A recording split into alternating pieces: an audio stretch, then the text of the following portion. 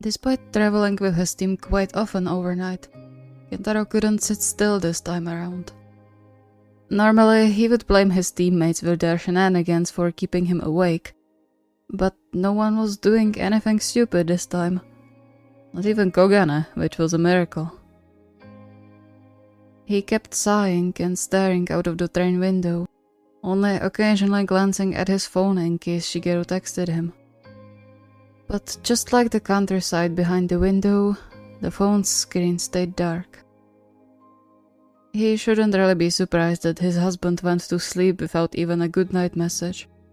Considering how out of it Shigeru looked when he left, he probably forgot. Or just didn't want to talk. But it's not like he can avoid it forever.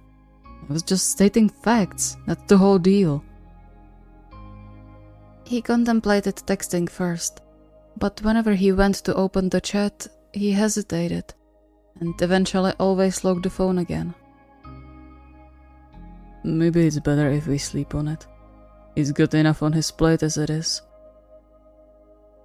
With that thought, he finally tore himself away from the window and pulled the sleep mask over his eyes, hoping to get at least some sleep before they had to change trains.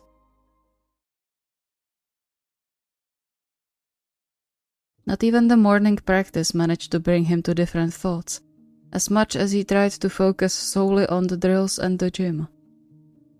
Even after they were done and had some time for themselves before the evening practice started, he still couldn't bring himself to call or text Shigeru to make sure everything was alright at home. And yet, it occupied his brain the whole time, and not even his constant reassurances could chase away the occasional worry spiking in his chest. To be honest, the only real reassurance he had was the fact that Shigeru would definitely call him if something was wrong with Aiko, argument or not. Nothing had higher priority for him than their daughter. He was absolutely certain of that. As long as everything's quiet, it's fine. He waved off his teammates' concerns and just spent most of the free afternoon by getting to know the city, somewhat automatically looking around for some nice souvenirs he could bring back home. If he returned back in the hotel with a bag full of toys and sweets, only he knew, and it wasn't important. He could splurge a little when it came to his family. It helped to ease the heavy weight from his chest for a while, but the moment he stepped on the court in the evening, his focus crumbled like a house of cards when blown into. If it was because he consciously tried to not think about home, or because volleyball reminded him of Shigeru more than the shopping for gifts, he wasn't entirely sure. Although, in the end, it didn't matter. He just had to focus properly. However, while he thought he did a pretty good job, his shoulders slumped a little when he heard the coach calling him over. What's going on? I've never seen you so unfocused during practice. For a moment, Kentaro wanted to wave the concerns off, say that he was fine and nothing was going on, but then just sighed and shook his head. I'm probably thinking too much. I'm worried about stuff at home. I see. Is your kid sick? No, but it's the first time I'm away since we became her guardians, and it's getting to me, I guess. An understanding smile wrinkled the man's face. That's normal. I remember when our first one was born. I got nervous even just leaving the room, let alone leave for the whole weekend. But I'm sure you don't need to worry. Your husband is just as capable of taking care of her, isn't he? Yeah. He cringed inwardly over the involuntary pause he took before confirming what he knew was true. He knew Shigeru would take care of Aiko just as well as always, even when he wasn't there. Bathing was just a tiny fraction of it, and Shigeru aced every other part of childcare. And yet... He shook his head to chase those thoughts away, forcing himself to only think about the practice instead of what-ifs. Thanks. I'll focus better, I promise. The coach chuckled, hitting his back in what was probably supposed to be a good-hearted tap, but with much more force than necessary. That's what I like to hear. Just put another hour into it, and then you can call your kid, Is that supposed to be a motivation or a threat? Motivation, of course. Why would I threaten you with good time? Right.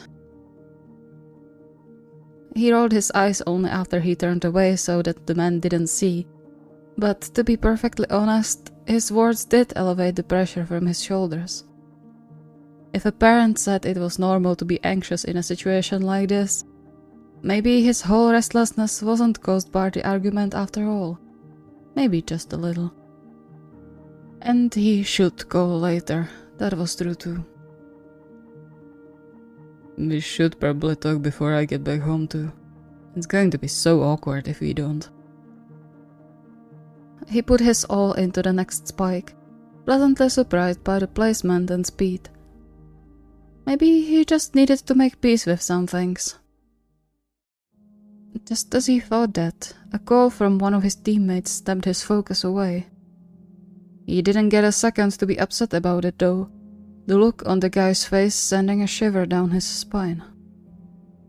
Even others seemed to realize something was wrong as they gathered around him, and Kentaro quickly followed suit.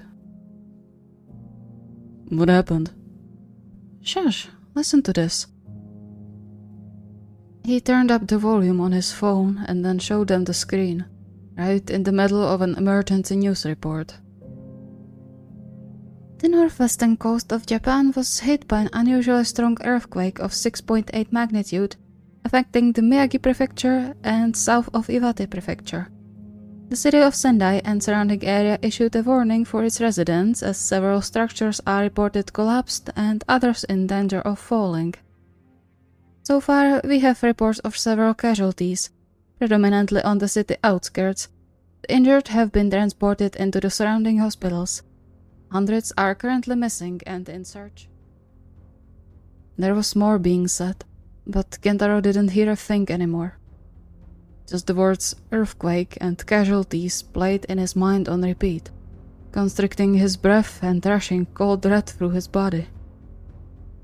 He sprinted to his bag where he left his phone, almost tearing the zipper when it didn't listen to his fumbling fingers, frustrated growl leaving his mouth before he finally fished it out. The beeping of the line trying to connect went on for so long, his heart speeding up with each mute beep that prolonged his separation from his family. Oh no, pick up, pick up, pick up! Despair washed over him when the call went into a voicemail, his legs subconsciously starting to pace him around as he dialed his husband's number again. Surely it was because the lines were overloaded with people in similar situation trying to contact their loved ones, not because Shigeru was hurt or... Stop, stop, stop. He's fine, they're fine, for sure. They have to be. His hands trembled when, even on the second attempt, the line went deaf, his throat closing up as he dialed the number once again. Please be okay, please be okay. Pick up, come on! Then, finally, he heard rustling on the line, and his vision hazed when the quiet, soft voice came through. Ken? Yeah? Oh, thank God. Are you okay? I saw the news about the earthquake. Is everyone okay? Aiko is okay, I promise. I didn't let her get hurt, I swear. And Bruno is okay too. And you? A long pause settled on the line, the lack of any response making his blood run cold. Shige, are you okay? Soft, almost pained whimper came through. Please don't yell.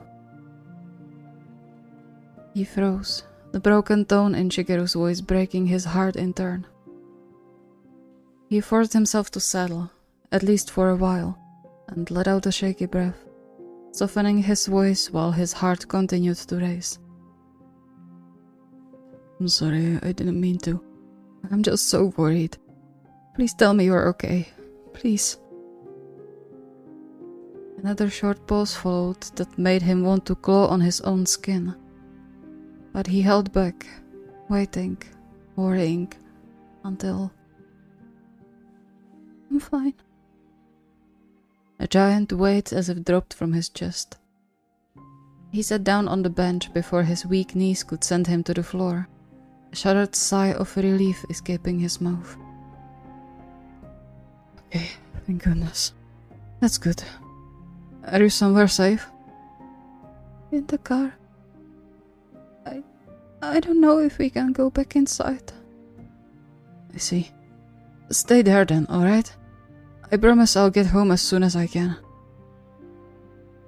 He automatically started to pack up his things, not a care in the world about the practice or the upcoming match.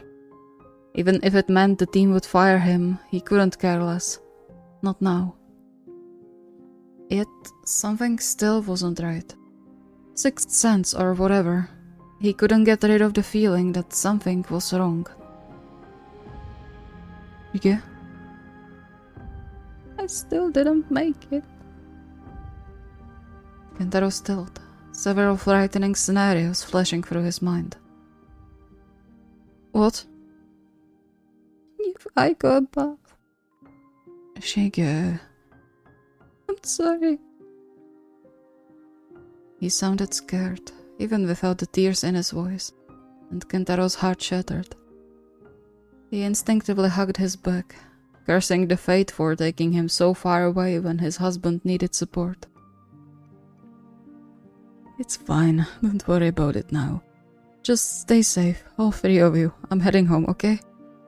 And I'm not upset, I promise. I never was. He added the last bit, pretty sure he knew what Shigeru's frightened mind was telling him right now.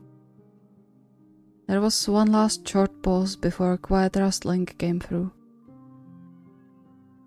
Be careful on the way. I will.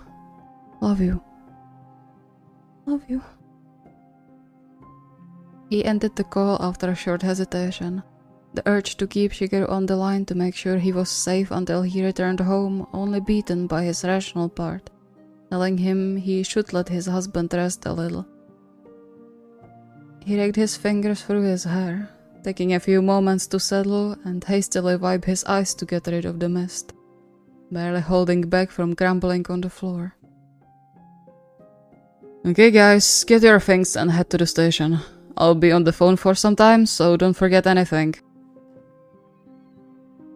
Hand tapped on his shoulder, snapping him back and making him meet Tsukishima's gaze. Come on, or you won't make it. It was strange to see Tsukishima pretend nonchalance like this, but Kentaro couldn't blame him. And so he nodded in thanks and grabbed his things, following others who were already halfway out of the gymnasium and heading to the station to catch a train home.